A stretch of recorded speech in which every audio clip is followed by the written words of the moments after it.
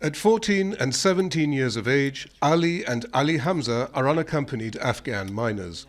They've been in Moria refugee camp for months, but haven't managed to apply for asylum because authorities are overwhelmed with applications. Ali HAMZA says at 60 his father is too old to make a living as a builder, and his 14-year-old sister is taking in sewing work to feed the family. I told my family that where we live is not a good place. I can't find money, I can't study. I discussed it with them and they sent me here. 17-year-old SALEH from Syria is relatively lucky. He's one of about 400 minors staying in Moria's police-protected area for vulnerable refugees. But before that, his life was hard. For 7 months, I lived on the mountains around here. I survived by doing petty jobs for people. In the last month, I was taken into the facility for minors. But before that, I slept on the ground without blankets or a bed. I often walked barefoot and was miserable. I knocked on doors and begged people for scraps.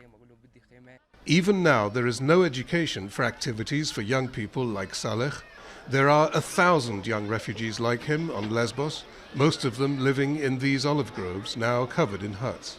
There is a high risk of exploitation, abuse, because they do not have any parent. Without electricity, without heating, we are in the middle of the winter, so also risk of getting sick, with also not sufficient medical capacity to respond to all the needs.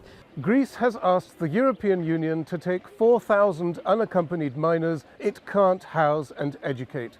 In January, Serbia, a non-EU country, agreed to take about 100, and last month France said it would take an unspecified number. So the German initiative is the first systematic attempt to relocate these youths. But the German plan still wouldn't absorb even half of the unaccompanied minors here, and Greece is demanding more. For 5 years, the EU has failed to agree on a common asylum policy or to set up a permanent system to relocate asylum seekers from its southern periphery.